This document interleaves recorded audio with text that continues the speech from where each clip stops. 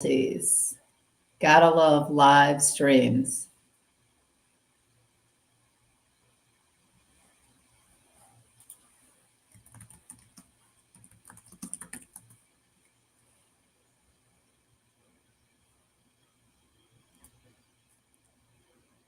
Can't hear you if you can hear me.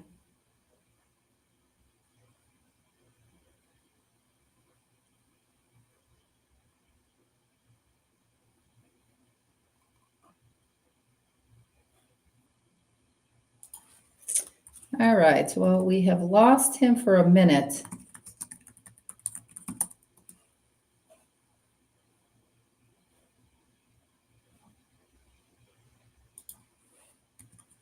And no, we don't have you muted.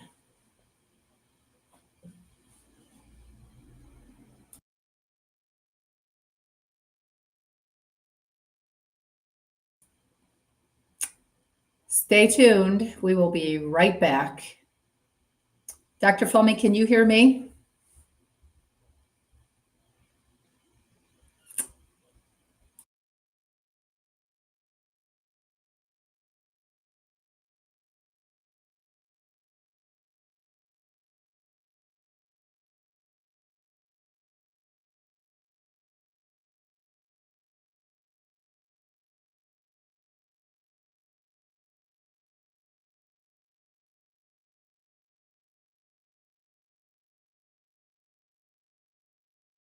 All right, for all of our listeners out here, we're just going to have Dr. Fleming log back out and back in. I guess that's the joys of going live. Let's see, he's going to log back in.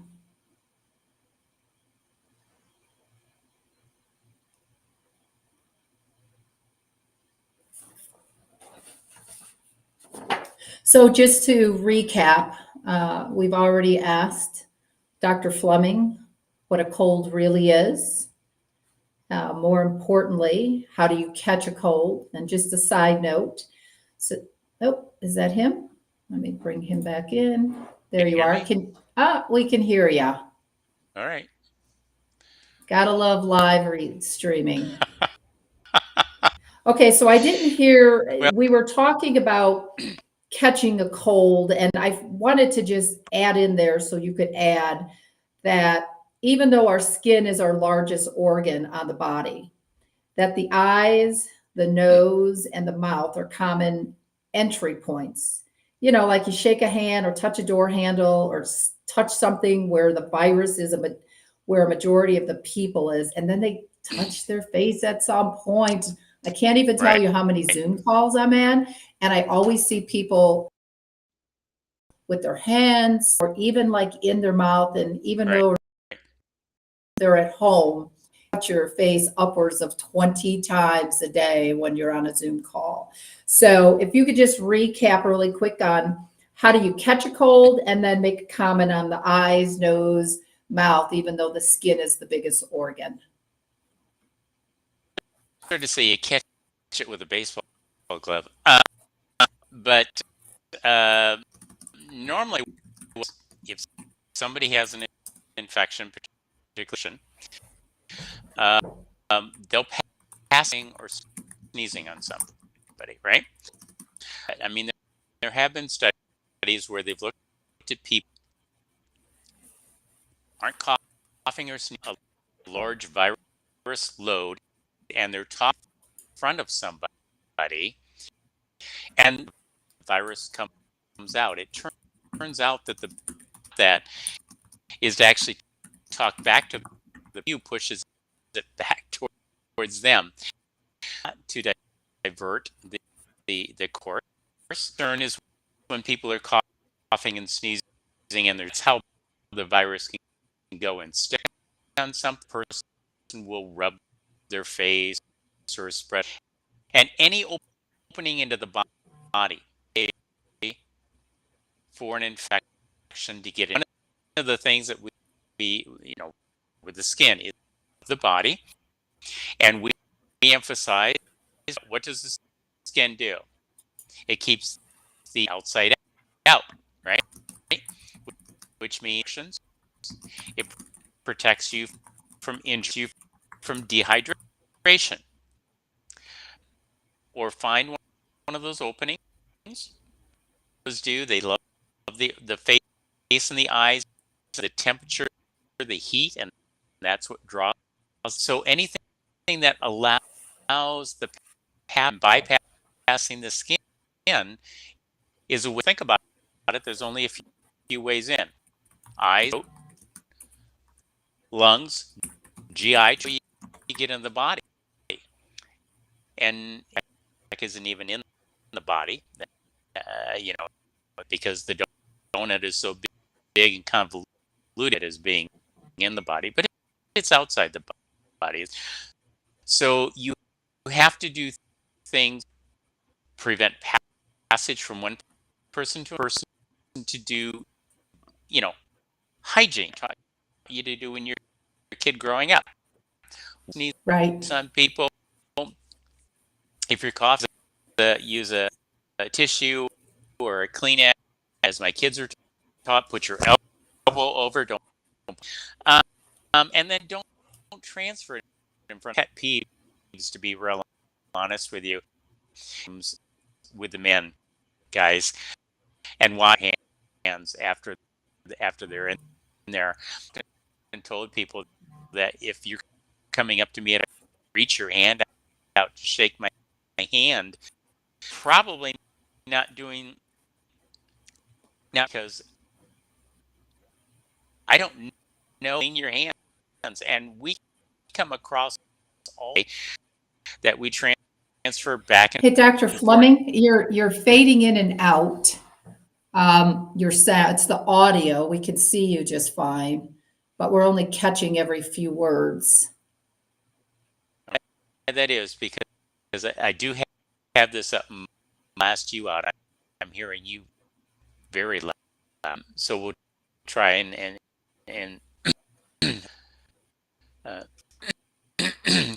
continue. I mean, those are the things you do. Clean your hands, or school. If you're sick, don't spread this. Nobody wants you to share what they have. A great place to be if you want to be exposed, or in a school where everybody it's a great way to build up immunity but just staying away from other people when you're washing your hands and face and that. Okay, so I'm going to try to recap since we were only Sure. catching a few words. Obviously, we talked about washing your hands, and it's the friction of the hand washing that is helpful. I know that my little 6-year-old granddaughter, when she washes her hands, she's always counting to 20, probably sometimes more. Sometimes I don't even see adults in the bathroom washing their hands, which is totally disgusting. Right. And I don't know if you've recently flown or not, but I got to tell you, there's so many people flying sick nowadays. But I will get to the next question, and hopefully we're going to be able to hear you a little bit on that. So we just recapped, how do you catch a cold? So the next question that I have, and I want to recap that too, that the eyes are a very common way for colds and viruses to enter. So I always say to travel with some type of a non-toxic, like hand wipe. I personally, for me, I like to use hypochlorous acid. I'll talk more about that downstream. I travel with it in a little because it does kill like a COVID virus if somebody does have COVID and they, are, forced to travel. But a follow-up question to that is, how long can the cold virus last on the hands when people don't wash, or on a door handle, or even on a plane seat? Cell phones and kitchen counters and that type of the virus. And there are some hours. I remember back when was first detected point in time, and we were trying to sort out live, and it really depends upon the virus. If you go to England, see all the little parks that are established. A lot of people will go there and think, wow, neighborhoods. Many of those parks, because that's where they buried bubonic, and they know, and there's those bodies get dug up. Will that area be bubonic plague? So some of these bacteria, some of the exist, we know can lie hundreds of years. Most typically, we think between hours and days, and it just nobody has done a really good job for SARS-CoV-2, because what would you have to do? You'd have to have them cough on something to be able to take samples of it, and then you can grow it. And nobody is clean the toilet seat. If it's wet, you probably need to dry it. That type of thing. Hear you.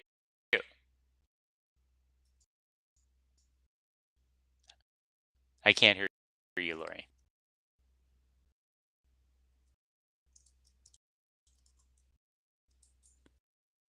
Your mic, because your video is good.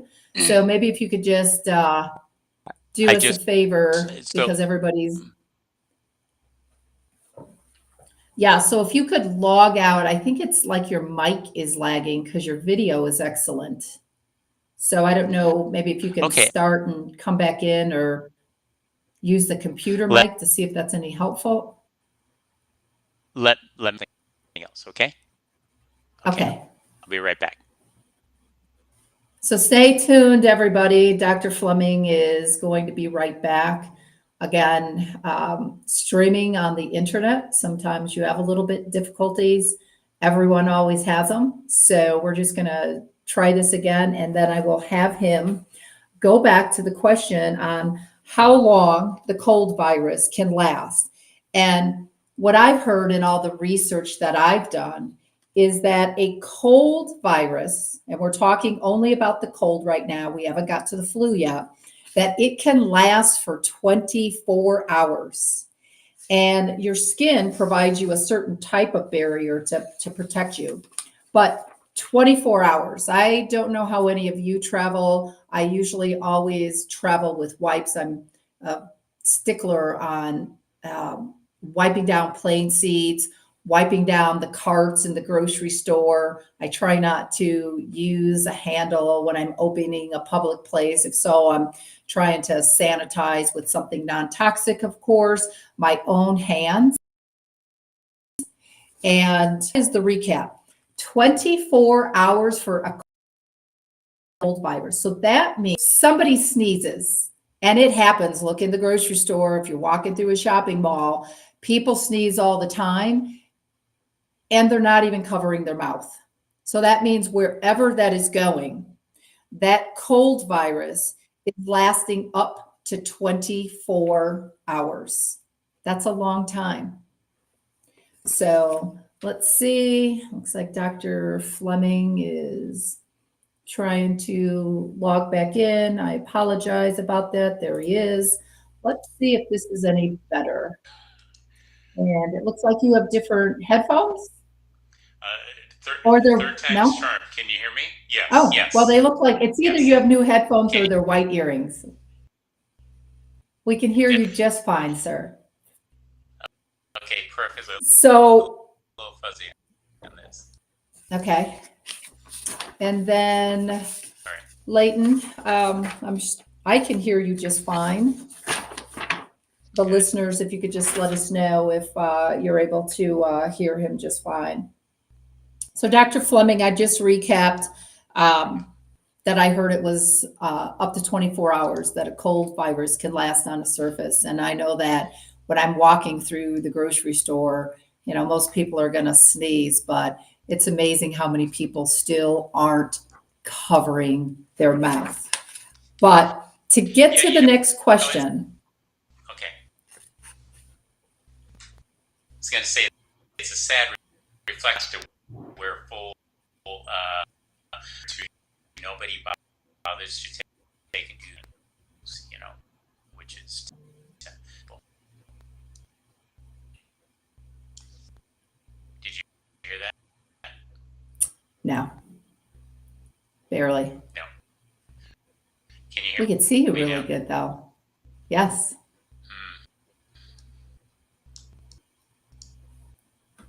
Okay, Dwayne is saying he can hear you. Okay. Okay.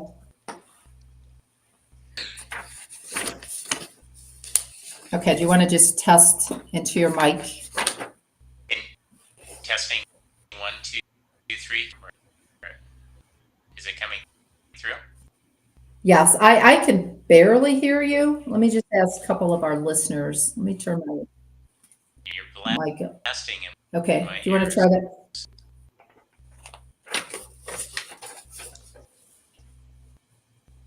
One more time. Is that better?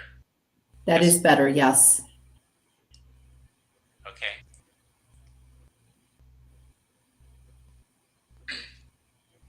Gotta love technology.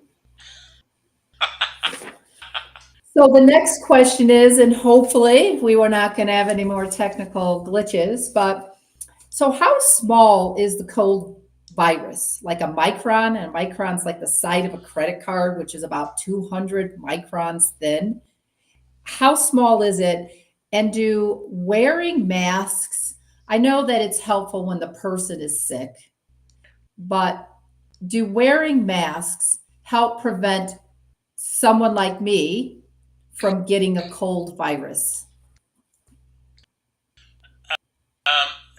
So the size of the virus is really virus. It is, like SARS are range anywhere between 60 nanometers, so 80 to 120, small, about 300 microns, and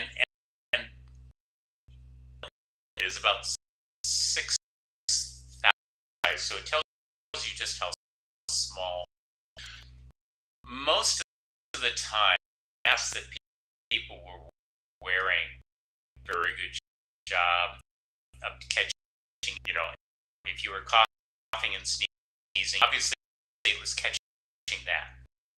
And catching it and holding it away for infections more than anything else. Hear me, Laurie? Yeah, can you bear, it's still cutting in and out. So I heard 300 microns, and then I was choppy on the masks. So, for small, they're about 300 blood cells or 6,000 nanometers. Perspective on just how small, and water droplets. The sizes of most masks are passage of the virus.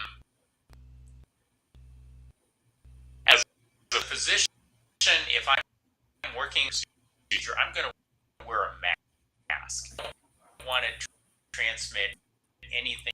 You really worried you don't transmit something to me. My respect as and just making certain that happens to you. Masks did not dry if there was no going along with it.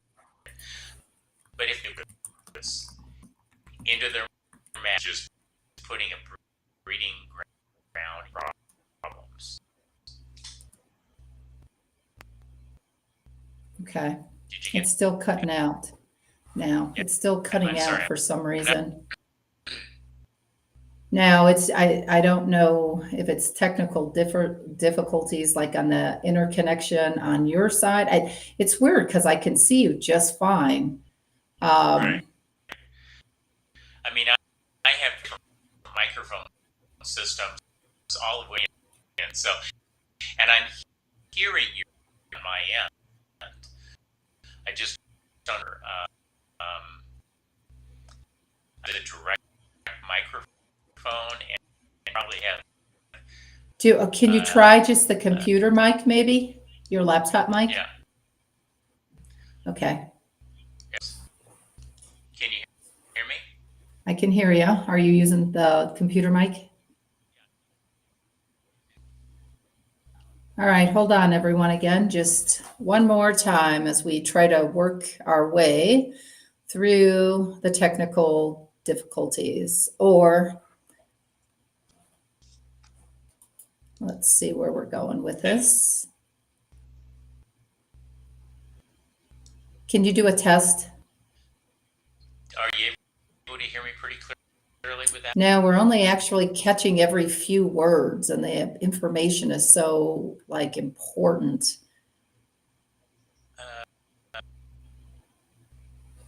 And actually, Restream is saying it's excellent for the connection. Minutes, and I'm going to try one more thing, and I'll be right back. Okay. All right. So hold on again, listeners, and we will be right back. And again, we apologize about that, but this information is so important. We just need to make sure that we're getting it into the hands of all the people that are listening from Utah and any of the surrounding states.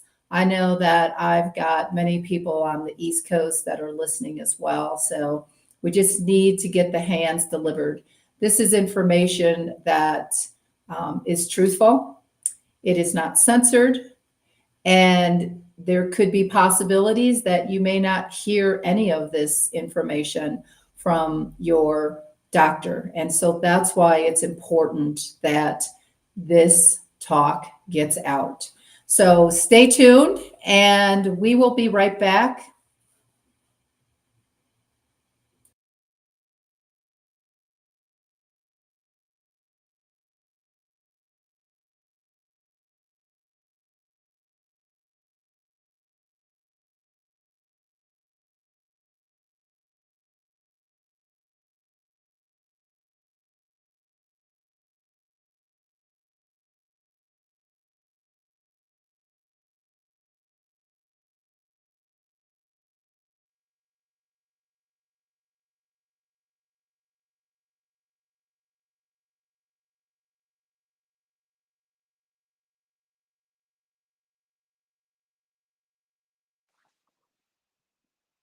Can you hear me?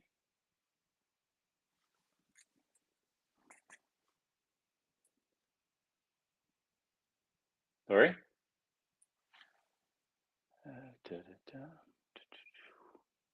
Yes, we were able to hear you. Okay. So it let's actually sounds better. And I always enjoy looking at your wall of licenses and certifications. Okay. All right. So you know what? Let's just start over with that last question for our listeners. Sure. How small is a cold virus? I heard, so a micron, just so they know, is about the size of the side of a credit card, which is about 200 microns thin. So how small is it? And then for the person who is not infected, does wearing a mask help prevent them from getting a cold virus? So, right. So viruses vary in size depending upon which type you have. I mean, the SARS-CoV-2 viruses were anywhere between 80 and 100 nanometers, and a nanometer is 10 to the minus 9th meter, so extremely small. And that's in contrast to like smallpox, which is 300 nanometers, and a red blood cell is 6 microns, so it's 6,000 nanometers. So it gives you perspective. A dry virus is probably not going to be stopped going through most of the masks. I mean, what an N95 mask means is that 95% of the material that it's typically exposed to gets blocked, right? The typical masks that we wear, those little things that all of you started wearing, um, doing surgery in your car as you were driving down the street, apparently is all I could figure out. Um, if you're coughing or sneezing and it's got a water droplet, it's gonna stop it. But by and large, it's not going to do anything really for dry viruses. The only question is, why would you have dry viruses if you're not coughing and sneezing? You're probably symptomatic. And so if you looked at, there was a study that was done out of Johns Hopkins, and it compared hundreds and thousands of studies that were done, of which only a half dozen or so, or dozen, had any value. And it showed there were two things that made a difference in transferring viruses, the SARS-CoV-2 viruses, back and forth. One, better hand washing. Better hand Or washing. hand washing altogether. Yeah. And number two was, if you were sick, staying away from other people. Now, again, my mom and dad taught me that when I was a little kid. And I'm not certain if that stopped being taught, but that accounted for 90+% of the benefit. People said, I'm sick, I'm not going to cough and sneeze on other people, let me stay away. And they cleaned their hands and their face and did the things that they should to prevent transmission. So there's really no good studies that showed that the masking did anything. And I love the term flattening the curve, because as a physicist or a scientist, just in general, flattening the curve doesn't mean changing anything. It just means spreading it out longer over a longer period of time, but you don't change anything in the end. It's the same volume or number of things. So yeah, we flatten the curve, great, but we just spread things out as a result. And I think we spent a lot of money and a lot of time to reinforce what my father with an 8th grade education and my mother with a high school education already knew long before, NIAID was actively involved in any of this. Okay. That's quite interesting. I love how you explained too about the size of a blood cell. So when someone is contagious, Mm-hmm. and when do they become contagious? I've read that it's 5 or 6 days after your worst symptom. So maybe they're exiting the contagious portion, but if you're still tired, you're still groggy, you're still coughing, etc., you can still be symptomatic. So when do they become contagious? Yeah, you become contagious, number one, as soon as you get exposed to something, you have it, and then you can spread it to somebody else. All right. This is this asymptomatic carrier phase. You don't become symptomatic until 3 to 5 days after you've become infected with something, because that's how long it takes for your innate immune system to start releasing those chemicals to produce the symptoms. And then I tell people that as long as you're symptomatic, 72 hours after your symptoms stop, you're probably not contagious anymore. That is to say, you have nothing that you're going to be spreading to other people. And it's important to kind of give that lag time and understanding time. In medicine, we have a lot of things that we use to listen to see if you have a pneumonia. One thing is a stethoscope, and another thing is a chest x-ray. And a good physician can hear pneumonia 72 hours, 3 days, before it ever shows up on a chest x-ray. Wow. And similarly, at the end of the infection, when we don't hear a pneumonia and the chest x-ray still shows one, that's because it takes 72 hours for the fluid to resolve in the lungs. But when we don't hear one, you're over it. Your body's just cleaning up the mess. So there's this lag time that appears, that if you're a good physician, you can hear something before it shows up on the tests, and it's gone away before the tests show it. And the same type of thing happens when you're symptomatic. Give it that 72-hour lag time. In infectious diseases, 72 hours turns out to be a critical kind of bookends to what's going on number to use that we've seen for decades, many decades, for me now, for medicine of a nice end cap to put on that to say, okay, it's been 72 hours, I'm good. Okay. All right. And then before we move on to the flu virus, I just want to make this is my personal comment. So I recently flew, and there's so many people who are on the flight sick, or they go to work, or they go shopping, or they're going to school sick. And they have a hard time understanding that it just keeps spreading what's going around. So it's actually other people are getting sick. And honestly, I am not really sure in this day and age if there is anything that we can do about it. I mean, people have to get places, people have to go to work, but I really truly believe that's why all of this continues to spread. But let's move on to the flu virus. Now, I know there's many different types of flu viruses, and then the different categories of the flu virus. There's a type, which is the most common type, which is B type and C type flu influenza viruses, and that they propagate from host to host, host meaning us as a human. Right. Even though they don't have a brain, these viruses, they certainly have viral intelligence, and they always outsmart humans because they have been around since the beginning of the time. So can you start off telling us, one, what is and was the H1N1 virus? Right. So a lot of people have heard about spike protein. Obviously, at this point in time, it's a protein that sticks out from this severe acute respiratory syndrome coronavirus, number 2. It's a protein. Influenza viruses, of which A and B are the two that are the most common, and then C is one that has been relatively recently kind of detected, have a couple different proteins. One is called hemagglutinin.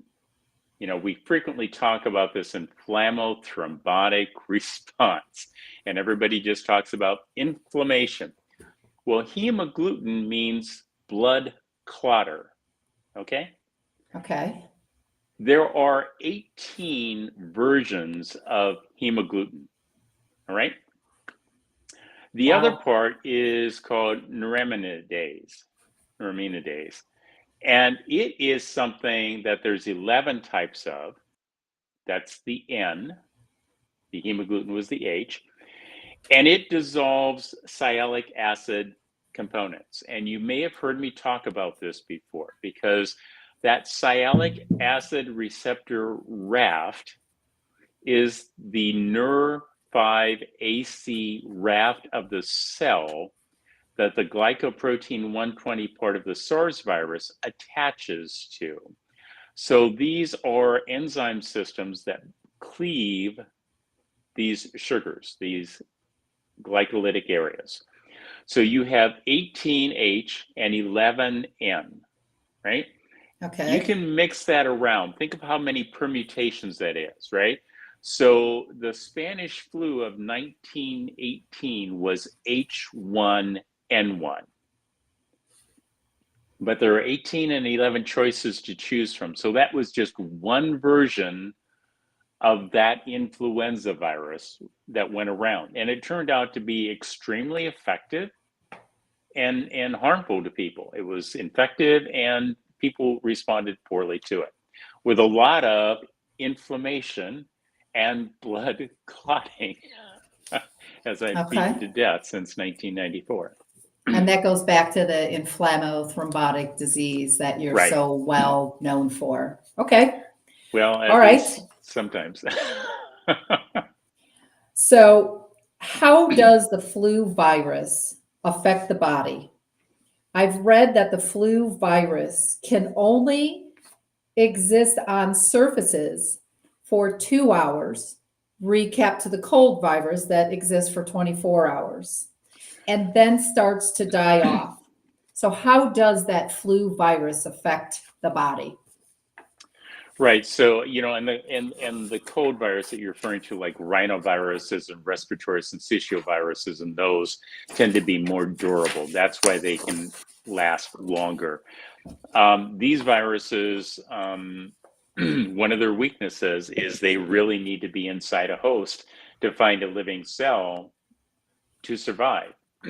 So they have this great adaptability at infecting people, but they're not so good on surviving on their own. So that's the first critical thing. And then always you have to ask what the major route of getting into the body is, which is typically respiratory, and it tends to favor infecting the cells inside the lungs because of, for lack of a better way, a lock and key mechanism. When these H and N components come into the body, these proteins tend to recognize cells in our lungs, and that's what allows them to set up housekeeping and cause symptoms. So when you think about the lungs, what do the lungs do? Well, they allow us to bring in oxygen and blow out CO2. So if there's swelling and clotting going on, we have breathing problems, we have difficulty getting blood to the heart and out, so we can have fatigue because the blood's not well oxygenated and there's congestion. So you tend to get those two things. And then most of the time when the innate system gets activated, a couple of the chemicals, interleukin-1 and interleukin-6, when they reach the hypothalamus, because they don't just stay at the site of infection, when they get to the hypothalamus, they trigger an elevation in temperature, and that's why you tend to get a fever. And so while the symptoms you may think of them as going where the virus is, those chemicals get all over the body and they have an effect elsewhere in the body. And in this case, the hypothalamus in your brain causes changes in your body to shrink up blood vessels and to increase the heat of the body in an effort to try to kill off, in this case, the influenza virus, but it could be SARS-CoV-2 or rhinoviruses or any of a number of other viruses. Okay. And you mentioned fever. Mm-hmm. So can you explain to our listeners what exactly is a fever? Well, technically, it's just an elevation in temperature above and beyond what somebody normally has. And older people tend to have lower body temperatures to begin with. So it's higher than is normal for them. So a normal body temperature of 98.6 degrees Fahrenheit orally, which changes depending upon where you take it, is normal for a healthy middle-aged person. But for somebody who's 90, if they're running 98.6, they have a fever because they normally run 1 degree lower than that. So it's an elevation in temperature. And the reality is it's trying to kill off whatever the problem is. But if that temperature goes up too high, for lack of a better way of stating it, can actually cook your brain, right? And that's why we worry about people having seizures with elevated temperatures and meningitis or an infection in the meninges, the lining surrounding the brain, because of the potential harm. And when that inflammation and blood clotting occurs there, what you see is the brain acting up, and you see things like seizures, unusual brain activity, right? Okay. So just a couple of questions for parents that are listening. Mm-hmm. How should parents control what's the recommended? How would parents control a fever in a child, and what about the babies? Right. So it's mostly a matter of difference in the types of medications that we give if you're trying to lower the temperature. I mean, you can do some things. When we have somebody who's critical in the hospital and they are, quote, burning up, and we can't get the temperature down, there are actually ice baths that we will do to try to save somebody's life. Right. But I don't recommend that parents do that. I mean, that there tends to be some danger inherent in doing that. Right. You wouldn't normally take your baby outside and throw them in a snow pile, right? Right. because you can't control. And then what do you do if the temperature comes down too fast to get that temperature back so they survive, right? So the medications are different because in children and infants, if you give aspirin, you can get Ray's syndrome, which is a phenomenon where they start to have an allergic reaction and problems with blood vessels leaking, and that's not good. And so way back when I was a kid growing up, they gave aspirin to kids, right?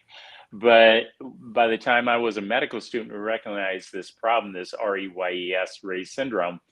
And so we recommend Tylenol, children's Okay. Tylenol, infants Right. Tylenol. If that's not doing it, we'll sometimes recommend alternating it with Motrin or a non-steroidal, which doesn't tend to cause Ray's syndrome. And those two Okay. combined, alternating at the dose, and you know, and this is why they always throw it back on the physician. The smaller the human being, the less medicine they need. And you can't take it out once you put it in. You can always Right. add more, but you can't suck it back out Right. miraculously, you know? So, you know, it's important to know and dose by the weight of the infant or child. Okay. And so to recap for all of our listeners who are parents, we want Tylenol and Motrin over aspirin. Oh, absolutely. Okay. Yeah. So now let's switch over briefly to talk about the flu shots. So Okay. the flu shots, from my understanding, really is kind of treating last year's or yesterday's flu for a specific strain, that there's no way that anyone, any big pharma company would be able to create a flu shot that would be able to protect them from next month's strain. However, most pharmacists and some doctors don't really talk about this.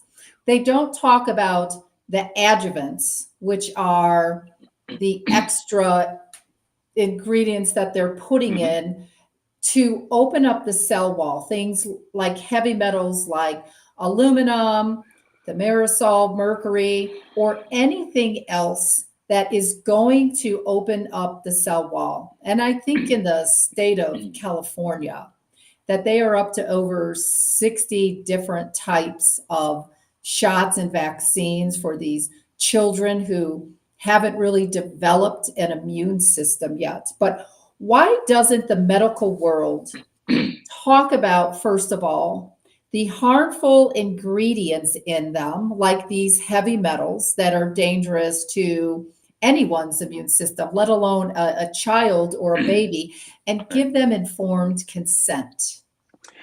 Well, I think there's a couple of reasons for that. First off, when I trained in the dark ages in the early 1980s, we didn't have that many vaccines. And so, and I have seen measles and rubella cases from consequences of people getting those infections real time. We didn't give as many vaccines. One of the things that we saw with these genetic vaccines that were being given by Pfizer, Moderna, and Janssen for SARS-CoV-2 is it actually changed the type of antibodies that people were making. And one of the questions I've raised is it the genetic vaccines? Is it the frequency of the vaccines that we're giving people that causes this shift? Because instead of seeing IgG antibodies, and there's 5 different types of immune globulin, that's what the IG stands for. There's A, G, A, M, E, and D. Instead of Right. making IgG3, which is helpful, people getting these repeated vaccines are making IgG4. And IgG4 is what the body does when you have an autoimmune disease, and it thinks, well, this is part of my body. And it's also a way that cancers get by your immune system, because IgG4 doesn't stop cancers, and the cancers can use that to their advantage. So one of the questions that I've raised is it the genetic vaccines, Or is it the frequency that we're giving vaccines, that we're doing it so much that the body's immune system is going, well, wait a minute, that's not something foreign. That's part of us because we're seeing it all the time. So I think there's a real question that has been raised here, not only for the genetic vaccines, but for the frequency of these vaccines that are being given.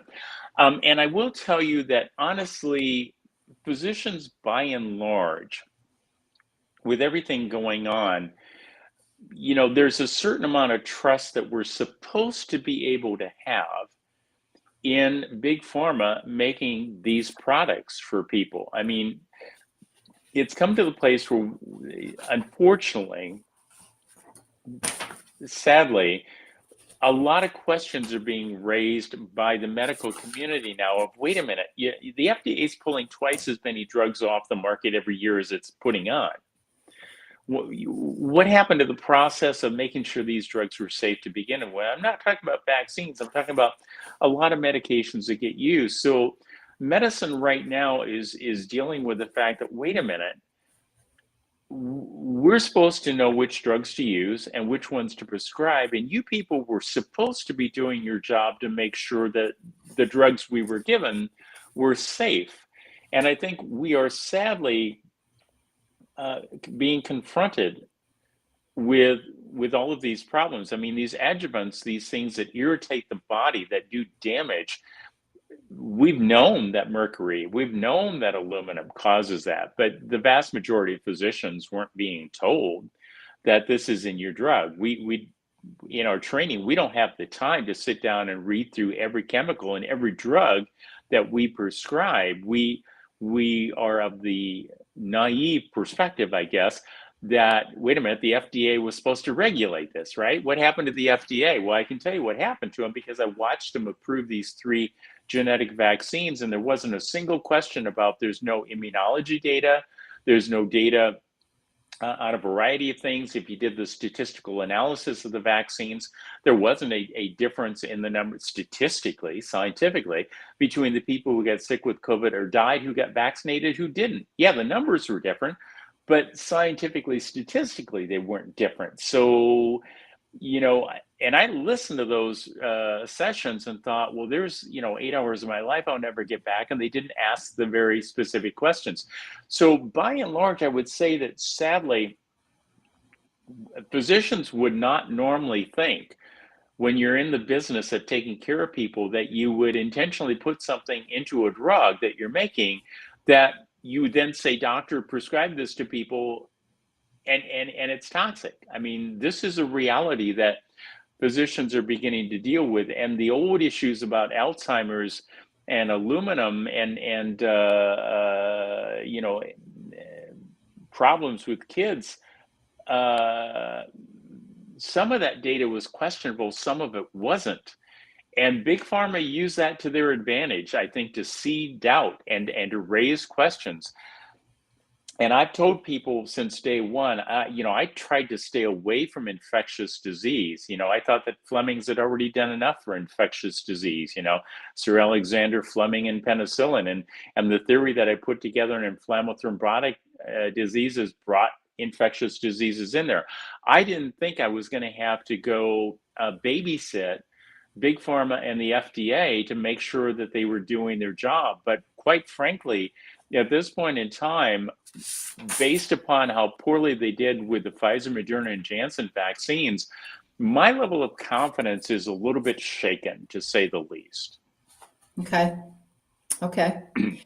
So let's switch for a quick minute, and then I'm going to come back to a couple of other questions that I'm curious about. So there's 2 different types of the immune system. You have the innate immune system, which is what you're born with, and the acquired or adaptive immune system, which is what you acquire, throughout your lifetime. You get sick, your body creates antibodies, you've got the memory cells, it remembers it. So can you give us some basic information on these 2 different immune systems? Right. So you're born with both. You're born with, I mean, because your innate system comes from your T cells and your thymus gland, and your adaptive humoral, the other one you referred to, comes from your B cells, which are basically in your bone marrow. So you're born with both. The reason why there's a layering is that lower species animals don't have antibodies. They just have the innate immune system. And so that's why they're referred to differently as adaptive, because Okay. it's the higher species that have the adaptive antibody system. So you're born with both. The T cells respond faster. It takes them 3 to 5 days. They're the first part of the system that kicks in. And it takes the B cells, the antibody producing cells, about 7 to 10 days. And that's Okay. why, by and large, most people who get viral infections have viruses that last for 7 to 10 days, because it takes that long for the antibody system to gear up. Now, in each case, they then make memory cells. So you have T memory cells and B memory cells. And, you know, when Fauci was first talking about the vaccines, he was doing a lot of talking about the antibody B memory cells. And Right. then behind the scenes, what the general public didn't know is that the people that I knew that were at NIH and Collins and some of the other people began pointing out, wait a minute, our data says it's probably the T memory cells that we want.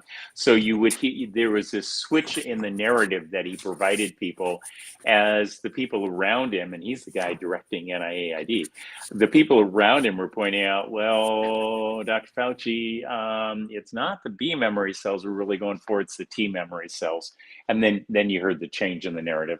Did that answer that question? That did. Okay. Okay. So now that we've talked a little bit about the two different types of immune systems, the differences between the cold virus and the flu virus, can you give us some information on the RSV virus? Because currently, right now, what I'm seeing is a huge uptick in RSV, and it's kind of really bad because it is lasting 2 or 3 weeks, and it just seems that it is so strong. So, yeah, respiratory syncytial virus. So syncytium is anytime there's more than one nuclei in a cell. So cells that merge together. So it can be like the placenta, or it can be like the conduction system of the heart, or it can be like the respiratory syncytial virus. Has been around for a long time. And so what I'm not clear on is what they're doing in the hospital. I mean, I've taken care of kids. I moonlighted, you know, I worked emergency rooms a lot of years of my life when I was in training to help pay bills while I was in training. And we used to see RSV kids all the time. And we would give them Salumedrol or dexamethasone. And we knew exactly what dose based upon the weight. You gave it to them. It was a muscle injection.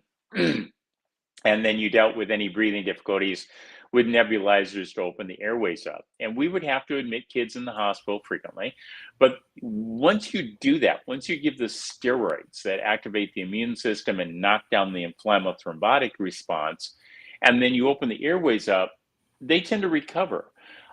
My concern, although I don't know this for a fact, because I haven't been running in to see what they're doing with pediatric kids with RSV, is that if they're not any better than they were with SARS-CoV-2, you know, giving steroids, the right doses of steroids, not these mini doses that they were giving, which are lower than we would give a COPD patient who would come in.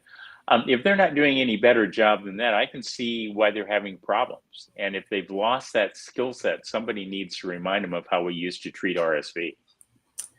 I wish that there could be some of those friendly reminders going back to kind of the olden days in medicine, where honestly they were still teaching the right type of medicine. But well, it really pays to do your homework. I mean, I remember a case when I was a student and teams were divided, and we did rounds on a patient. They couldn't find the infection in the patient. They'd done blood tests, they'd done sputum, they'd done chest x-ray, they'd done urine, they'd done all that.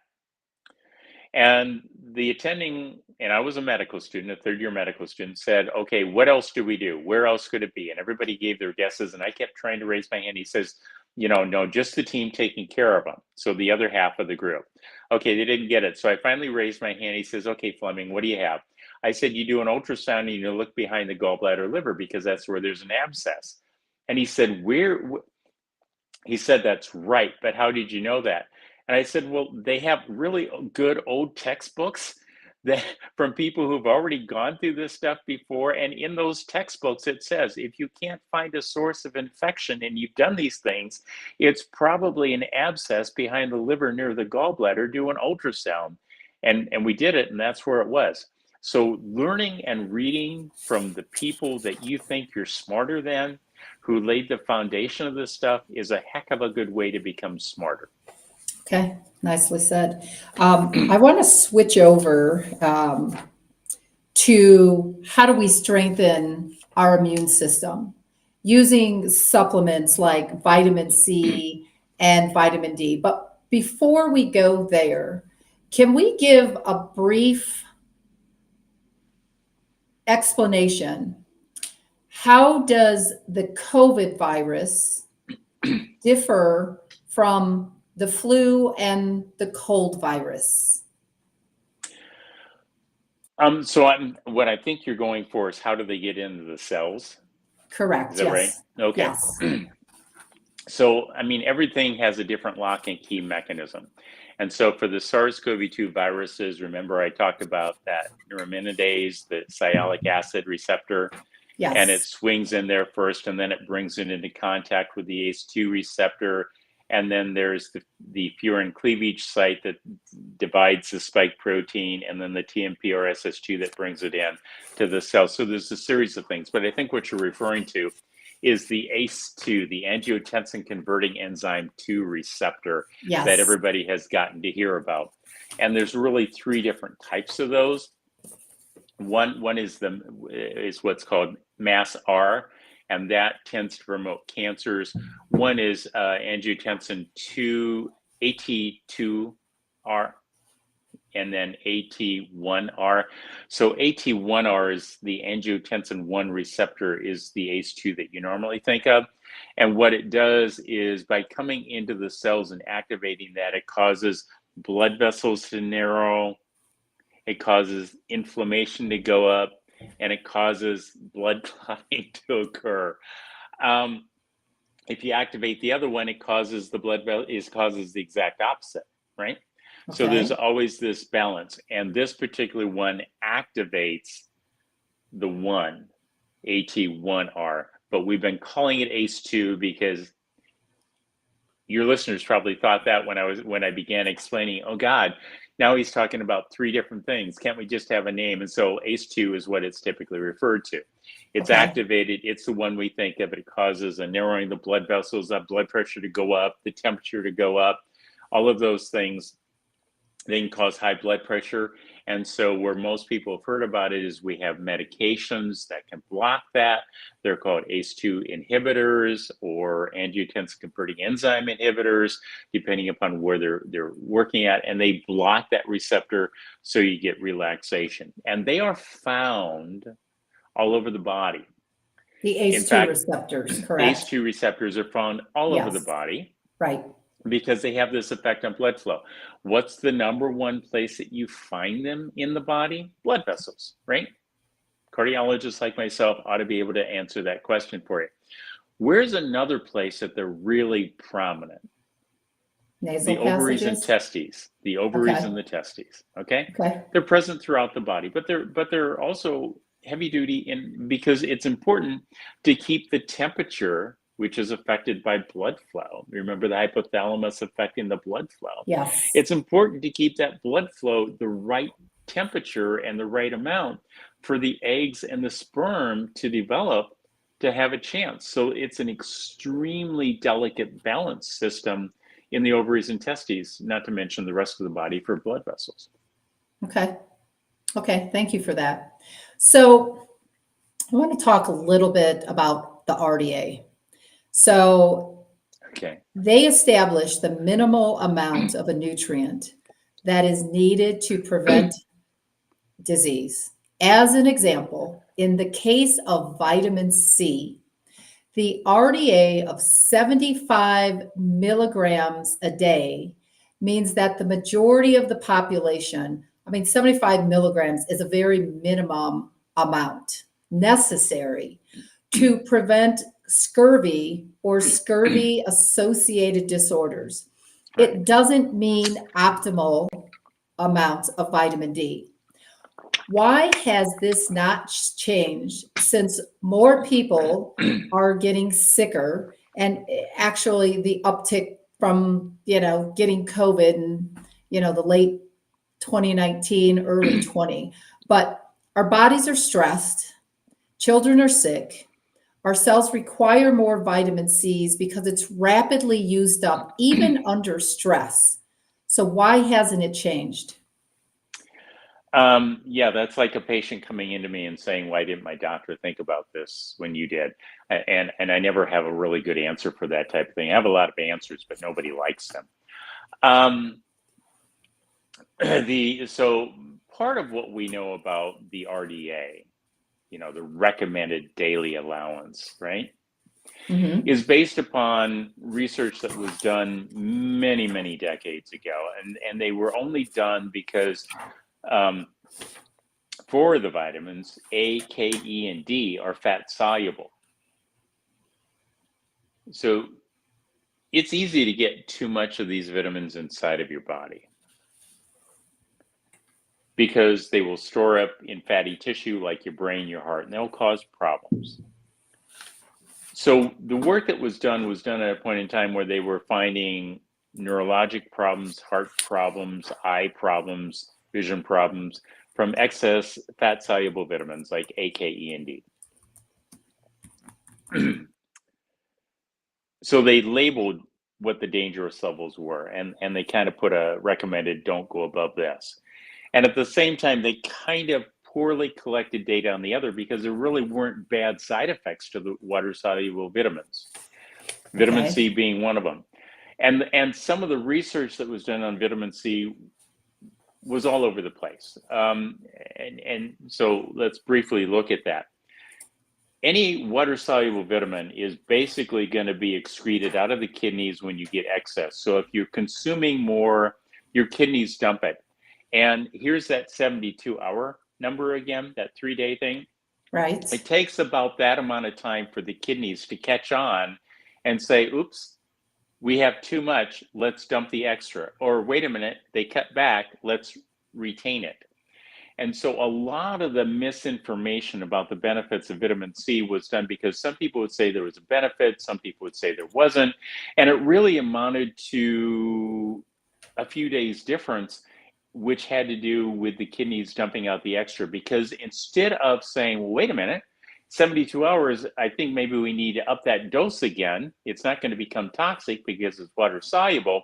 We need to increase the dose because now what the kidneys are doing is dumping it out as fast as it's going in.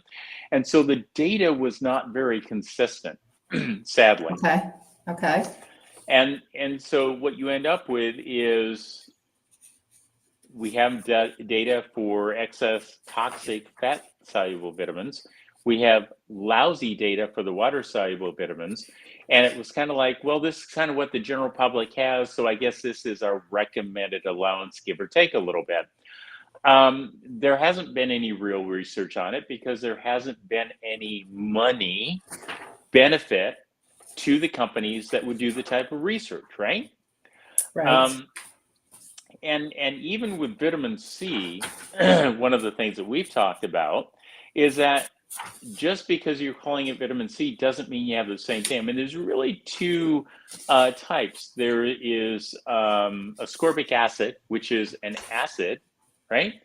And we have your favorite, right? Which is Sodium ascorbate. Sodium ascorbate. Pure C. Right? Sodium ascorbate, vitamin C. Right. So one is an acid, ascorbic acid, and sodium ascorbate is a salt. Right. And they behave differently. They behave differently in the cells. The cells are more adapted to taking up the sodium ascorbate, just like sodium chloride. The system is set up to work with that, where the ascorbic acid is really an acid and does not get taken up quite as well. Okay. And and then there's the discussion about wrapping up in a lipid nanoparticle, like the vaccines, right? And I've never really understood the argument for taking a water soluble vitamin or anything and wrapping it in a fat soluble coat and thinking that that was a good idea. I mean, doctors get enough criticism as it is. And then I listen to somebody say, well, we'll take something that's water soluble and we'll wrap it in a fat. Well, how do you expect that that's going to be taken up where it's supposed to be when, if your body's functioning like it should be, it's saying, where's the water soluble vitamin at? So that adds to it. And then there's this attitude, that outside of antibiotics, to be real honest with you, we don't tend to have this, let's use it for a while and then dump it. Some of the chemotherapies we do that with, but I had a lot of patients that I've dealt with in my life that I will start on a medicine to buy time with the hopes that we can adjust their diet and lifestyle to get things under control so I can then taper back off the medication, which I thought was my job. But by and large, we don't tend to think in terms of, okay, we need to adjust. Let's adjust up, let's adjust down, and when you have something that is affecting your immune system, you need to look at yourself and say, okay, what can I do to augment or improve the health of the person? I mean, we can give you mucolytics to thin out mucus, right? We can give you antipyretics, things to bring down your temperature. We can give you fluids to help thin things down. We should be able to say, well, wait a minute. The immune system responds very well to, okay, maybe we need to watch vitamin A because it's beneficial. We know the B vitamins are extremely helpful with the immune system. We know that, I mean, you don't even have to do anything but know the alphabet here. We know the C vitamins are very helpful with the immune system. We know the D vitamins are helpful. We know the E vitamins are helpful. So we should be taking that same approach. I would argue that when we get into these processes, and the same thing's true with cancer patients. I mean, you listen to me give several talks where I showed that if you added high dose vitamin C, 20 grams, I'm not providing medical or legal advice here, people. So I'm just giving you an example to normal treatments for cancers. Many of the cancers that were resistant to the treatments responded in the presence of vitamin C because it changes enzyme pathways within the cell that are beneficial for dealing with the cancers. And it helps the immune system in helping to deal with the cancers, right? Right. So, okay. But it is a process of saying, well, wait a minute, maybe we need to address this. And the FDA would probably say, well, we don't address vitamins and minerals because we haven't done that and you can't make health claims from it. Okay. And you don't make claims about toothpaste either or preparation H, but you do tell people not to put preparation H on their teeth because idiots have done that, right? Right. So I don't buy that as an excuse. And again, it's kind of going back to those books that I showed you. This data has been talked about. And one of the things as a scientist that I do is when you get conflicting data, you say, why would the data be conflicting? What's different about the scenarios we're looking at that in one instance it works and another one it doesn't? Because it's usually what you think of as mistakes in doing research that's really science teaching you to be a better scientist and or physician. Is it's trying to teach you what the answer is if you just look for it. I like that. And I want to recap that for our listeners, especially if there are like any medical doctors. So you recently spoke at the VCICI conference in Clearwater, Florida on vitamin C. And it was put on by Lior Scher with Pure C. which is the sodium ascorbate, which is actually my favorite vitamin C based. And there's a lot of controversy, I mean, on the liposomal, because you just explained that. You're taking a vitamin C and you're putting it into this package that the body and the vitamin C receptors don't understand. So for those of the listeners out there, and if there are any medical doctors, I would highly really suggest going to VCICIC, because it is the only vitamin C conference that I know that exists in the United States. So I just wanted to recap that. But let's talk, we're getting short on time here, so we're going to go Sorry, to... I think part of that was the audio trouble, but we'll Oh. come back at another time if you like. So Okay. And then, so how does vitamin C help COVID patients? But first, and I know that you mentioned inflammatory thrombotic response Right. disease. We've talked about that several times. But how does vitamin C help COVID patients? And does it help with the cold virus, the flu virus, and the RSV virus?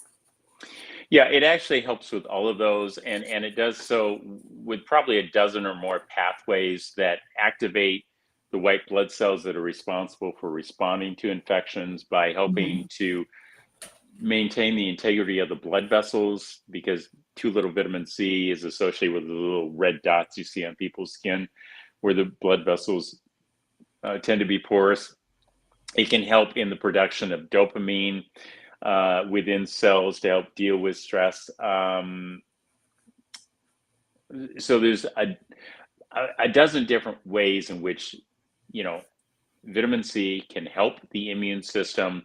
And if you provide the nutrients, the precursors to the cells, they're better able to function, right? I mean, one of the comments I made to people that I've dealt with who've been hospitalized with, quote, COVID, unquote, is many of them weren't getting fluids, they weren't getting nutrition, they had no social interaction.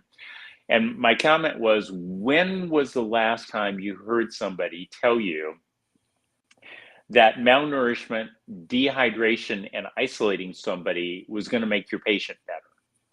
And yet, if you don't provide the precursors or the nutrients for a system to work, in this case, the whole body, but also vitamin C for the immune system, along with B, C, D, E, and A vitamins that all play different roles. I mean, there's only one thing that vitamin C doesn't do, and that has to do with T helper 2 cells. But every other aspect of the immune system, it augments, right? And the more it's available for the cells, and this is where the sodium ascorbate version, knocks out ascorbic acid hands down by making it available to the cells. The more available it is to the cells, the more those cells are going to be able to do their job. It's like having a car. If you don't put fuel in the car, it's not going to run very far. If you put the wrong fuel in the car, it's going to sound bad, right? Same concept. Okay. And then I might have spoke about how I said VCICI, so I want to clear that up because it's really important to know. It's VCICI, or people can go to pur-c.com, and that is the sodium ascorbate that we were talking about. And I'm just going to tell you, when I got COVID a couple years ago, I went right to the Pure C, and I literally had COVID for 2 hours. So it was my saving grace on that. But now, before I ask the next question, I want to read just a couple of sentences from your book, Stop Inflammation Now, because I'm personally still seeing this. And so you, on your first couple of pages in this book, you printed, "We weren't working together, and no one wanted to credit their colleagues with anything. So researchers working with cholesterol ignored the work on homocysteine, which is an inflammation marker, a very important one. And the homocysteine people ignored the work on fibrinogen, which is also equally important. The fight to determine who was right took precedence over finding the truth. And I have to tell you, it's still happening today. And it's so aggravating for people like me who are searching the truth, for other doctors who are out there talking about the cold or the flu or the RSV or the COVID, that they're not all coming together on one big team. And I just wanted to get that out there because I think it's so important for anyone listening. And listen, we both have a lot of friends out there fighting the good battle. But I think it's time that you put down the gloves and that everybody comes together. It's a team and people are still dying. But right now, I want to switch over to vitamin D before we wrap up. So let me just ask you this question. How vitamin D is produced in the body, but due to the lack of sunshine that most of us no longer get, due to spending longer times inside, taking a supplemental form of vitamin D has to get converted in the liver if it's not the active form. So, but none of the clients that I'm working with didn't even know that. So can you tell me what the best form of vitamin D is? And is K2 needed to get vitamin D into the cell? So there's it's kind of like angiotensin 1, angiotensin 2. There are a series of enzyme steps that occur in the production of something, and vitamin D is 125 dihydroxycholecalciferol. Okay, and I can say that because I thought it was important enough to learn when I was a medical student. That's the one that's actually the active vitamin D. So when you have that, it's not that you need vitamin K or anything else to do that. That's the active form. That's what your body is trying to produce. Again, it's a fat soluble one, so our data is not as good, I think, as it should be. You know, it got addressed 30s, 40s, 50s when there was concern about toxicity with people getting too many vitamins and people were being sold whatever without any thought about the consequences. You know, more is better. I mean, that's kind of the aspirin model, right? I mean, when I tell people to take an aspirin, I say take 1 or 2. It says 1 or 2. And I think that that means people think that 5 or 6 is really going to be great. So we don't have a lot of really good data on that. I don't have a specific brand, but if it's 125 dihydroxycholecalciferol, that's the active vitamin D that you're looking for. Say that 3 times real fast. If it's 125 dihydroxycalciferol, if it's 125 dihydroxycalciferol, if it's 125 dihydroxycalciferol, that's the version you're looking for. I love it. I love it. So does vitamin D help the promotion of calcium? So there's several, so you're talking about in bone? Yes. Okay. Helping the bones absorb the calcium that people either consume from supplements or from foods that they're eating. Right. So it can be helpful. And there's 2 chemicals that are kind of balancing. There's calcitonin and there's parathyroid hormone, and they counterbalance everything, right? Here's the data that I think is really compelling, and I did include it in one of the books that I did. Americans consume on the average 2,000 milligrams of calcium a day. Okay. And this has been promoted by a lot of people. And we still have all this osteoporosis and osteomalacia and, you know, thinned or weakened bone structure. Why is that? It's very simple. They've looked at people around the world and collected the data. The people that have the strongest bones have an average consumption of about 800 to right around 800 milligrams of calcium a day. What's the difference? Why would that work? This is where that conflicting data stuff comes in. 2 things. First off, the more protein you have in your diet, the more you will leach calcium out of your bones. Those people... Can you just repeat that one more time? The more protein you have in your diet, the more you will leach calcium out of your bones. Number 1. Number 2, what forms bones in addition to these chemicals we've talked about? Bones form along the line of stress. So you break a bone, you get it put in a cast, and you get told you need to move this, you need to move it. Why? Because when the bone reforms, it moves along the line of stress.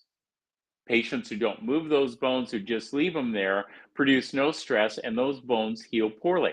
So what do we know? The people around the world who don't have the pathetic bone structure of Americans eat about 800 milligrams of calcium a day. They don't eat as much protein, and they exercise. They form stress along their muscles and their bones are just as healthy at 80 or 90 as they were when they were 30 or 40, because they're getting enough calcium, they're not leaching it out of their bodies, and they're putting it on lines of stress. Did you want to say something? I'm sorry. I did. So you mentioned exercise. Right. Cardio versus weightlifting. Both of them?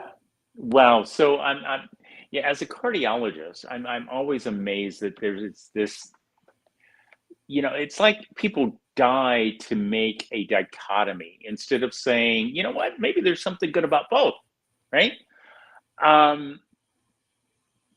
If you're only going to do one or the other, you might as well, I think, do neither, because you're not. It's kind of like saying, okay, well, I'm going to put gasoline in the car, but I'm not gonna take care of the oil, or I'm going to take care of the oil, but I'm not going to put gasoline, right?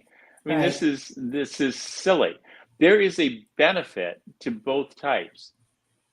Aerobic, cardiovascular, improves the function of the heart, of the lungs, of the blood flow that gets these nutrients to the extremities and the bones.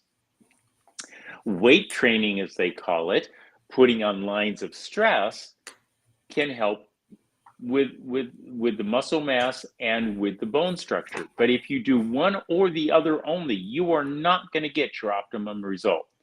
Okay. And people should embrace the fact that maybe this is not an either or planet. Okay. Dr. Fleming, we do have a caller.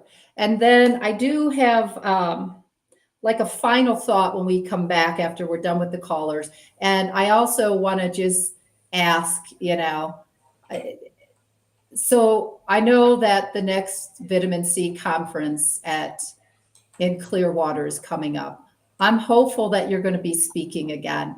I know last year I came with 3 of my favorite doctors from Heber Valley, Dr. Scott Chandler, Dr. Matthew Geddes, and Dr. Ron Dumar. And I have to tell you that the information that you delivered that year, as well as last year, was so powerful. So I'm going to want to wrap up with that, but let's see, Leighton, if you can bring in our caller, that would be great. All right, let me pull them right up. Hey, Jim, you're on with Laurie Gagan and Dr. Richard Fleming. What question do you have for these two today? Well, my question is, January of this year is carnivore month, and there's a bunch of high-profile people like Joe Rogan that are doing carnivore. And my question was the calcium and the amount of protein that you're eating. Should I add K2 to my diet if I do this? And what are your thoughts on the carnivore diet? Some people think that the good results people experience are because they've eliminated every other thing out of their diet, and some think it has to do with the ruminant animals. So here's the problem. As we're looking at people that are on carnivore diets, I think by and large people do it to try to lose weight, I think is where they're at. And one of the things that I've tried to explain is that it's not so much the weight that is what you need to be looking at. It's the tissue in your body, the heart tissue, the bone tissue, the kidney tissue, the liver tissue, everything that is responsible for keeping your body healthy. So losing weight, while there's clearly too many Americans and people in the world that are overweight, which is bad for the body, doesn't necessarily mean that the other tissues in your body are getting better. One way that we tend to look at that is we get blood tests, right? We get cholesterol levels, we get homocysteine, we get lipoprotein little a, and a variety of others. But those are all downstream phenomena. In other words, they only go up or they only go down on the extremes. They don't tell you what's actively happening at the tissue where the disease is. For example, about 70% of the people who have a heart attack, damage to their heart, have 30% or less narrowing of the blood flow to the artery just by looking at it. Because the disease in the artery is in the wall of the artery. That's why it's called coronary artery disease. And it's an inability of that artery to relax to increase its blood flow. You can't see that. It doesn't just match weight gain or weight loss. I mean, there are some tremendously overweight people that have very good hearts, but there's an awful lot of very overweight people who have very bad hearts. And the question is, just because you're going to lose weight doesn't mean you're ending up with a healthier body. Well, a good friend of mine was, because I used to be a police officer, a good friend of mine, Gil Hansen, was assistant chief of police in Waterloo, Iowa, where I grew up and where I was a police officer. Gil was a bodybuilder. He was Mr. America, and he won it a couple of times. Gil ate nothing but protein. Gil dropped dead from a massive heart attack, and he looked beautiful in his casket. He was a good friend of mine. I've taken care of priests that were bodybuilders and watched what they ate and ate more and more protein and ended up with heart disease. So I'm not anti-meat. That's not the point. The point is, it's kind of like, is it aerobic or anaerobic exercise? When we go to one extreme or the other, we are undoubtedly missing something for our health.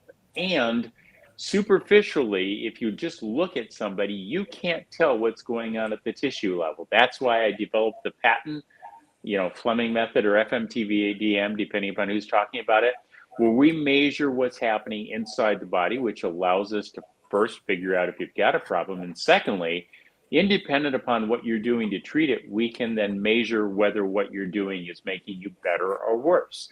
So I have dealt with the dietary community from one extreme to the other. I mean, I've done decades worth of research in this. I have listened to the response from people. It tends to be very strong. They tend to have an attachment to it. And you're talking to somebody with the last name of Fleming. So Vikings, food is part of what we own on this planet. So Fleming Steakhouse, P.F. Chang's, Bishop's Cafeteria. If you want to eat the food, our family will sell it to you. The question is there a consequence in the end? And your health is more than just losing weight.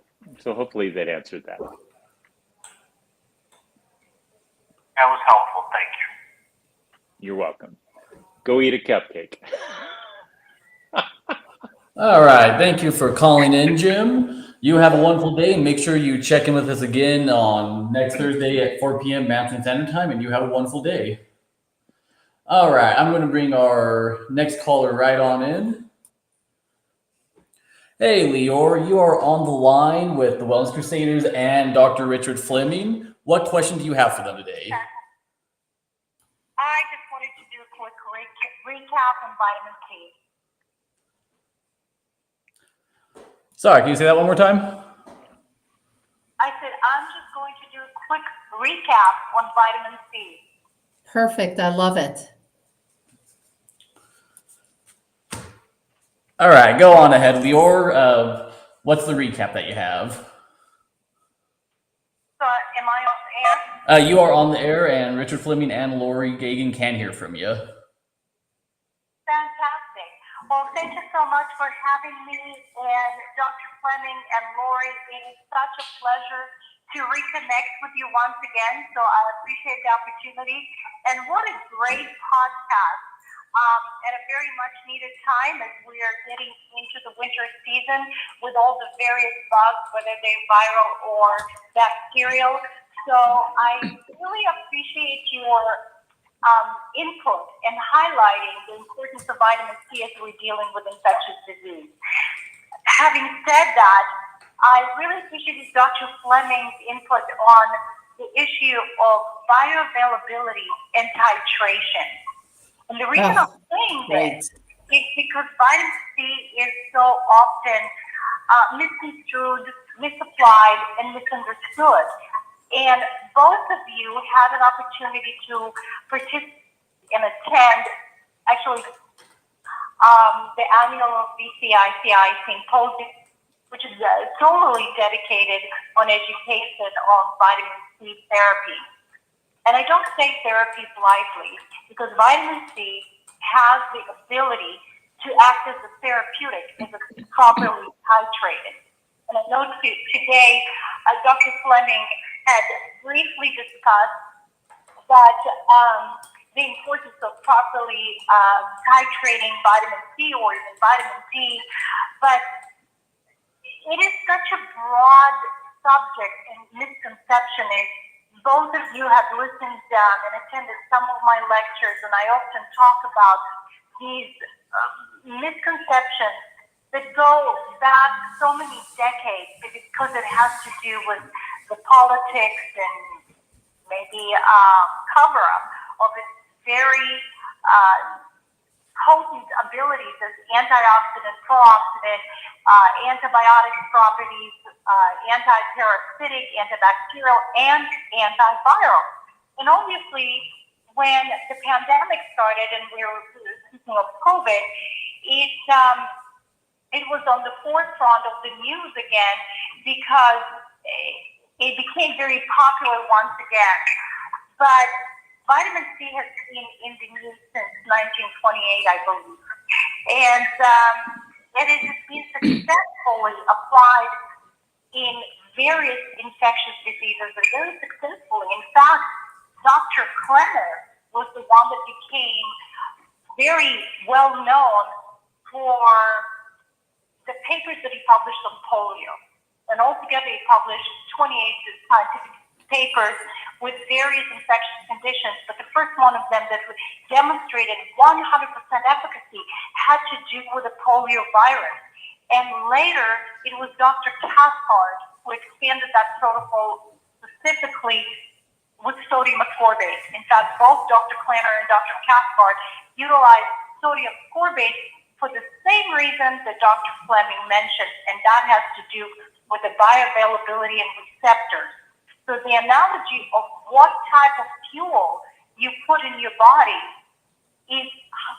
is not only important, but it's fundamental. So you want to make sure that you're utilizing the most bioavailable form of vitamin C and that you're actually implementing therapeutic protocols. Because if someone just buys the readily available ascorbic acid off the shelf, taking maybe 500 milligrams or even 1,000 milligrams a day, which is 1,000 milligrams is 1 gram per day, and you have a raging infection, once again, whether it's a viral or bacterial infection, in this particular instance, it's not going to make a difference because you underdose it. So you're not going to experience the degree of efficacy. And this translates to the bias and misunderstanding and misinterpretation of even the many clinical studies that have been published over the years with PubMed. So I just wanted, can you hear me? Yes, that was Yes. that was actually the great comments, Lior, the bioavailability. And Dr. Fleming, is there anything that you can add to that? Because that was awesome. Well, I think it may be along the lines of thinking about blood pressure. When you have a patient who comes in and their blood pressure is out of control and you're using a medication to get it under control, you titrate up that dose until you get to the effect that you're looking for. and then you stop. So it's not a new phenomenon to think, wait a minute, not everybody needs the same dose, and we titrate to effect, which is the term that's used medically, titrate to effect. And the effect that you're looking for when you have symptoms to go on is symptoms. If you have tissue data to look at and go on, then you're going based upon tissue data.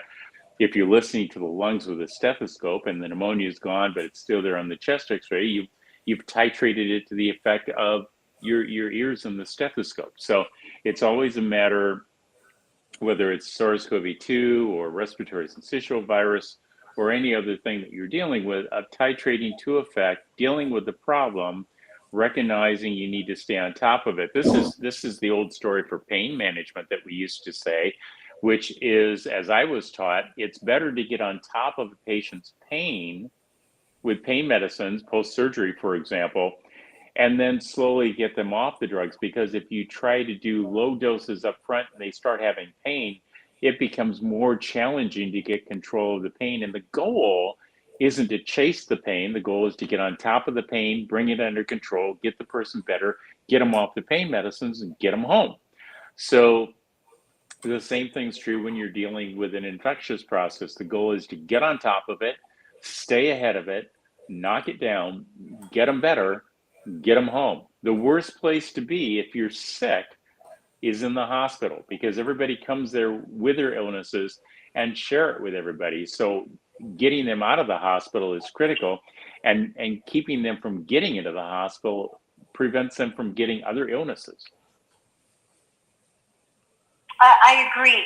And furthermore, I would like to add to this that because vitamin C is responsible for so many functions and roles in the body. In fact, it is a cofactor for 150 different metabolic functions in the body. And it has therapeutic abilities that have been overlooked for decades. So we have an issue that the wrong form of vitamin C has been broadly used, and then it's been underdosed both in terms of dosing, delivery mechanism or route, frequency, and the duration of treatment. And in fact, in the 2023 symposium, which is the annual conference for VCICI, Dr. Fleming answered that question specifically, because one of the questions that was addressed to me was, well, how long should we continue the treatment for? And again, I know you had a great disclaimer in the beginning, so I'm going to use that term treatment in quotation marks. But if provider is implementing vitamin C protocol, it needs to be, first of all, implemented in a timely manner. It's very important to understand that. And in fact, it was Dr.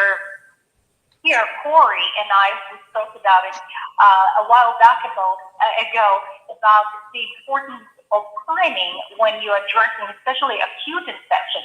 And the same goes with COVID or flu or cold. So you want to get started as quickly as possible. You want to make sure that you are implementing a loading dose, the same, similar in analogy that you will implement with either antibiotics or even anti-inflammatory and steroid type of medication. So we need to, first of all, do the loading dose, because the physiological level and the requirements in most cases is heightened, and most of the patients that are already exhibiting symptoms, they're going to be at a level of deficiency, if not depletion. And I lectured extensively on that at our 2023 symposium on the oxidative stress levels and the ROS, and what dictates the rate of depletion or requirements of ascorbate in the tissue and the blood plasma.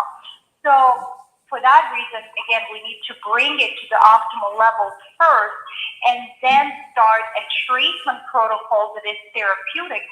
And everyone's needs are going to vary depending on their oxidative stress level that particular day.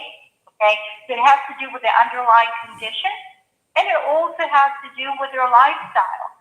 And then you have to continue the duration of the treatment in order to resolve all symptoms. So in integrative medicine, or complementary, alternative, holistic, natural medicine, whatever, however you want to address it. But in the integrative medicine is not looking only into resolution of symptoms, but we're actually looking in addressing the root cause of what prompted this. And so in the beginning of your show, Laurie, you spoke about, well, why are we more susceptible to these viruses and what can we do to prevent that? So if you maintain optimal physiological levels on a daily basis of ascorbate levels in the body with the right form of medical grade vitamin C, you ultimately created an invisible bubble around you. So when you do get on that plane and you do touch all the doorknobs without disinfecting them first with some sanitary wipes, you're still protected because you have an internal biofilm or bioshield, so to speak, to protect you. Why? Because your immune system is robust. And that is the core responsibility, so to speak, or one of the functions and roles of vitamin C as an antioxidant. I love that feedback. How can our listeners find more before we're getting ready to end the call, but how can our listeners find more information about your talks on vitamin C? Well, we have a lecture series that is coming up on February 28th at 6 p.m. Eastern Time, which is going to be a webinar for healthcare practitioners. So if you're a healthcare provider, this is not a webinar you want to miss. So please go to vcici.org, and it stands for Vitamin C International Consortium Institute.org. And we offer this webinar complimentary to all members, which if you're not a member, there's a fee. You can still participate in it. But if you go to vcici.org or send an email to support@vcici.org, you can register for that 5-hour lecture series provided in two parts, one on February 28th, and the second one, I believe it is March 6th. And you can register for that lecture series. If you're a patient, you can become a member, and we will be offering some informative webinars also for the public. But this particular webinar is focused and geared towards healthcare providers. In addition to that, we're hoping to bring another annual symposium in October of this year, but if not, we're going to be providing a series of webinars. So there's quite a bit of information available on the vcici.org website, and if you have any particular questions, you can reach out to us and ask a question, and we'll do our best to respond. If anyone is interested in the medical grade sodium ascorbate vitamin C, they can find that information on purepur-c.com. Again, that is only available to healthcare providers. So if you do have an integrative healthcare provider who's interested in that, please direct them to that website. Great. Thank you so much for sharing that information, and I appreciate your call, and have a good evening. I think, Dr. Fleming, we have another, one more caller, and then we're going to wrap up with how do people find you and all of your work that you've been researching and working on. So, Leighton, do you want to bring the next caller in, please? Yep. All right. I'm bringing the next caller up right now. All right. Liam, you're on with the Wellness Crusaders. What question do you have for Laurie Gagan and Dr. Richard Fleming? Hello, Dr. Fleming. My question to you is, what supplementation do you use on a daily basis for your own health? And the other question is, how much protein do you think is adequate for adult male? Right. So Great I don't question. actually, right. I don't actually take any supplements of any sort.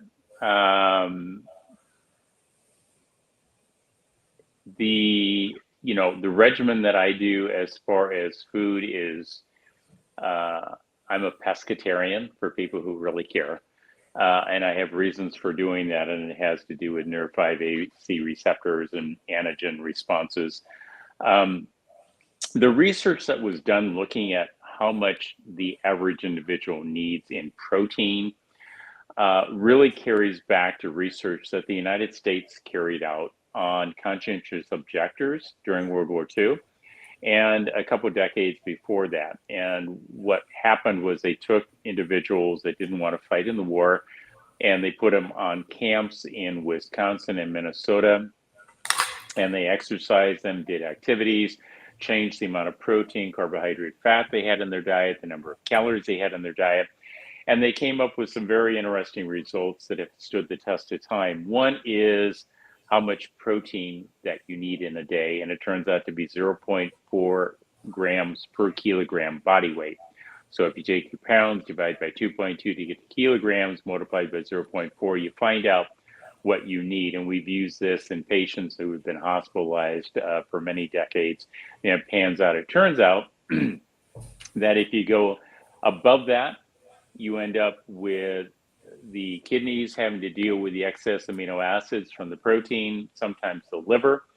That can lead to kidney problems. People that are on dialysis have to have their protein cut back even more because the kidneys dump that extra amino acid in the form of what's called urea and acid, and that's nitrogen waste, which comes from proteins. It also turns out that you can get too little protein in your diet.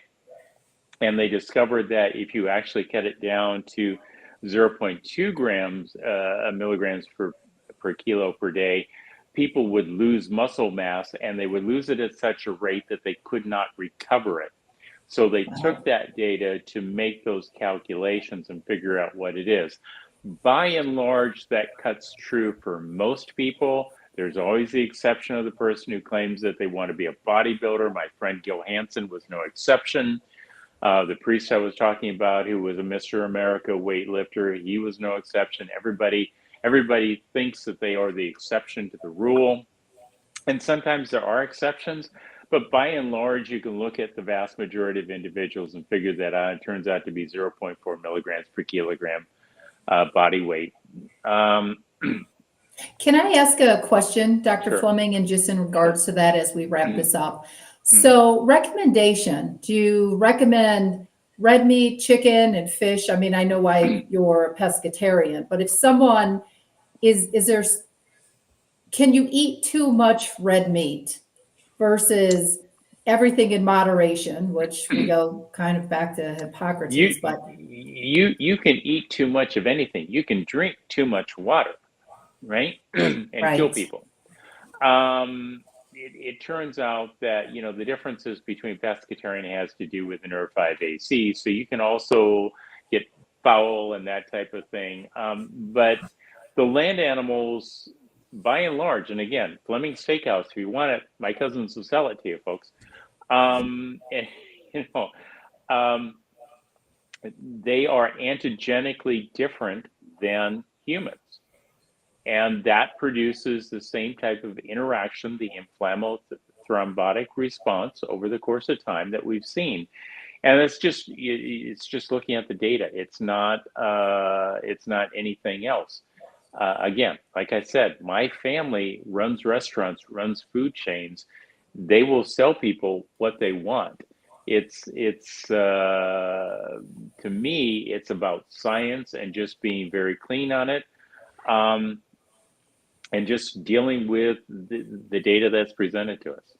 Can I ask one more question? I know we're Sure. a little bit over time. What are your thoughts on what you were just saying versus eating red meat that is grass-fed, grass-finished? Is there any difference? And I've got a friend of mine who's very curious about that. Yeah. Does it change anything? The only difference is how much saturated fat or fat there is in the animal. The grain-fed ones tend to be leaner, which produces less of the saturated fat issue, but they're anagenically the same animal. You take an animal this is one of the things I find fascinating about some of the conversation going on in society. You take an animal, that animal is that animal. I mean, if you take a bison, and if it decides it wants to call itself a cow, I guess it can call itself a cow, but it's still a bison. It's still anagenically a bison. It's still going to have the same effect when you consume it as a bison. Whether it eats grass or whether it eats wheat is going to be a matter of how much weight it is and how fat it is.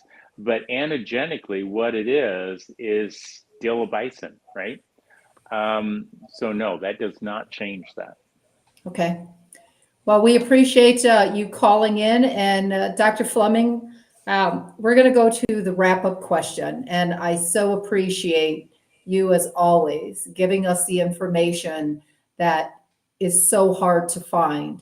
So how can we find you and all of your decades of research and work for people who are looking to find the truth on COVID, RSV, the cold, and the flu? So there's several places that I have material. I mean, one is on FlemingMethod.com, just all one word, one M in Fleming, no stuttering. And obviously not everything's on there, but it's an effort to try to get information in a variety of topics, including an awful lot about SARS-CoV-2/COVID, because that's been a very hot topic and it's involved a lot of people, and trying to explain how this inflammatory thrombotic response is related to all these diseases like COVID, cancer, diabetes, heart disease, the work that I've done on being able to measure it and to establish bringing the patented method out so people can use it. I mean, during the pandemic, I used it, I gave it for free to the centers that I trained how to do it so we could get answers about what did and didn't work. But it's something that's focused on finding a problem and then allowing us to determine if whatever treatment you do want to do actually works for you, which I think is critical, tailoring it to the person. 10letters.org is one way to get actively involved in dealing with this biological weapon that they developed, SARS-CoV-2, and the genetic sequences that are in the vaccines that emulate that biological weapon. And how are you spelling 10letters.org? Correctly. So the number 10, followed by the word letters, letters.org. So 10letters.org. Thank you. Wouldn't you love to be one of my students in class, right? So that's an option. I'm on Rumble at different places. You can find me on Twitter. My real goal is to constantly just kind of keep pushing through on the work that I'm doing, because many decades of science and medicine, and I just realized it was 10 years ago this month that I graduated from law college and became an attorney, for crying out loud. All these things to keep pushing them forward and to get the information out. I'm actively involved on doing that. There's books that I've written that you can find out there. And another one that I'm finishing up right now that is going to be much more all-encompassing to try and help people come to terms with where we're at and why we're here and what you can do about it. So those types of things are there. But and I guess if we're here next week, to turn in next week and listen to your questions. All right. Well, Dr. Fleming, I truly appreciate you, and may God bless you and the journey that you are on. And have a good evening, sir. Thank you. My pleasure to be here. Thank you.